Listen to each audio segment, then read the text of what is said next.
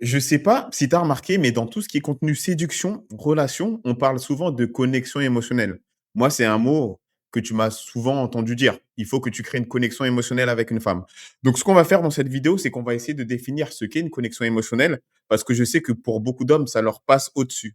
Parce que beaucoup d'entre vous, vous pensez que la séduction, c'est purement rationnel. Beaucoup me posent des questions lorsque je fais des lives sur la chaîne, notamment avec Kamal Kenzi, pour ceux qui savent.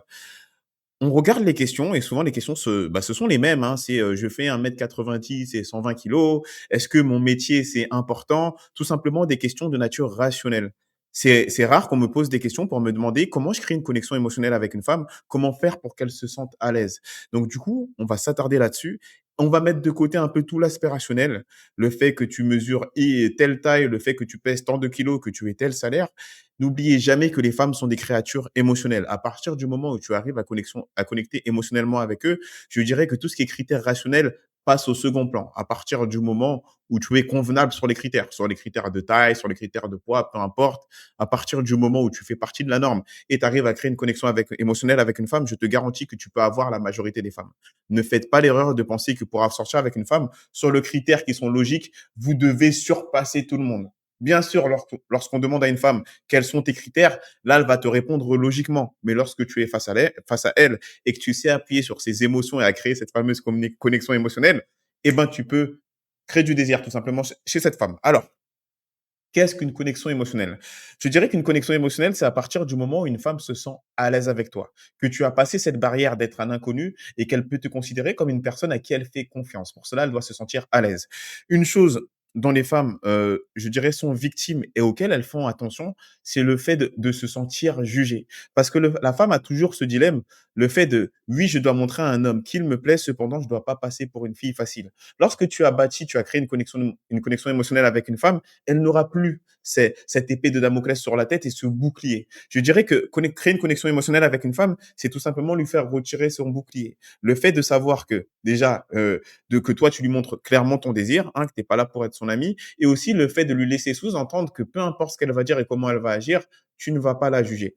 Donc pour ce faire, en fait, lorsque tu interagis avec elle, là, on va parler pas forcément de l'interaction, de l'approche lorsque tu l'abordes, même si ce sont des techniques que je vais te passer que tu pourras appliquer durant tes abordages, mais surtout dans la phase de rendez-vous, ce qui va te permettre en fait de créer cette connexion avec elle, c'est aussi toi de te dévoiler en tant qu'homme, de te montrer vulnérable. Quand je dis te montrer vulnérable, c'est d'assumer aussi tes imperfections. Et c'est pour ça aussi que pour quelqu'un qui est logique, ça va être difficile de le faire parce que quelqu'un qui est logique, il va penser très souvent qu'une interaction, elle doit être parfaite. C'est pour ça qu'on va souvent me demander quelle est la meilleure phrase d'accroche. Après la phrase d'accroche, qu'est-ce que je dois dire? Où est-ce que je dois l'emmener en rendez-vous, etc. Alors que créer une connexion émotionnelle, ça consiste tout simplement à montrer que tu es un être humain. Tu vois? Et là, on se sépare totalement de la logique. À lui poser des questions et quand tu lui poses des questions, tu peux lui faire la fameuse être taquin, la technique des suppositions. Plutôt de lui dire tu viens d'où, t'es de quelle origine, de supposer de quelle origine elle est par rapport à ses vêtements. Hein, toi, je suis sûr que tu es de tel pays parce que je me souviens que les personnes de tel pays utilisent ça, ce vêtement-là. Et là, elle va regarder ce vêtement, elle va connecter, elle va dire non, mais en fait, ce vêtement-là, je l'aime bien parce que X, parce que Y. Et tu vois, c'est sortir des questions du mode logique. Ce qui va t'empêcher de créer une connexion émotionnelle avec une femme, c'est lorsque tu vas lui poser des questions logiques. Tu viens d'où? Tu sais quoi ton travail? Qu'est-ce que tu aimes faire dans la vie? Faire la technique des suppositions, ça l'amène à se projeter. Une femme, pour créer une connexion émotionnelle, elle va avoir besoin de projection. Donc, poser des questions en dehors de la logique et sexualiser de façon où tu te projettes en disant, par exemple, si à partir du moment où tu sens que tu as bien connecté avec elle, et là, je parle pas forcément émotionnellement, mais dans la conversation est fluide, commencer à sexualiser en se projetant en disant toi ça se voit que tu es le genre de fille que si je t'invite à tel endroit, à tel resto, tu vas tout manger, tu vas prendre toute la carte et tu vas tout manger par exemple. Tu vois, tu te projettes, elle se projette avec toi.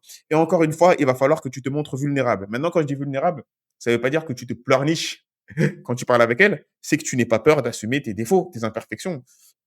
Moi un truc Attends, à quoi je peux penser? Un truc, moi, une de mes phobies, un grand garçon comme je suis, 1,87 m, c'est tout ce qui est souris et rat. Moi, je te dis, je peux être le plus gros macho-man de la Terre. Dès que je vois un rat et une souris, moi, je cours. Mon côté masculin, il va partir en vrille pendant quelques minutes, le temps que le rat, il parte. Et bref, en gros, je lui fais comprendre que moi, je peux te protéger de toutes les situations, mais si je vois un rat, c'est KO. C'est ma hantise. Tu vois, là, je crée une connexion émotionnelle. Je peux l'amener à créer une connexion émotionnelle parce que je lui montre un point sur lequel je suis vulnérable. Et Indirectement, ce qui va se passer, c'est que la femme, elle va rigoler, déjà, très certainement, si tu l'as dit avec humour et tu montres que tu es à l'aise avec ce point de vulnérabilité, elle va te montrer aussi ses points de vulnérabilité. C'est pour ça que je dis que créer une connexion émotionnelle, c'est à partir du moment où la femme, tu lui fais retirer son bouclier pour qu'elle se dévoile un peu plus. Et pour qu'elle se dévoile un peu plus, toi, tu vas devoir te dévoiler.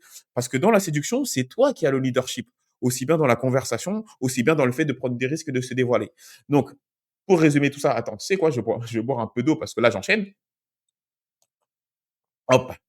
Mais pour résumer tout ça, c'est tout simplement le fait que la femme se sente bien quand elle est avec toi et c'est justement à partir du moment où tu auras commencé à créer cette connexion émotionnelle que tu vas pouvoir avancer plus facilement physiquement avec elle. Parce qu'elle va pas se sentir jugée lorsque tu vas commencer à faire ce qu'on appelle dans le langage de la séduction des kinos, qui consiste à faire des contacts physiques. Elle va se dire: «Je suis face à un homme qui va pas me juger». Que si je le laisse avancer physiquement un peu plus vite que les autres hommes avec lesquels j'ai l'habitude de fréquenter, bah, ça va être quelque chose de normal parce que cet homme-là me juge pas.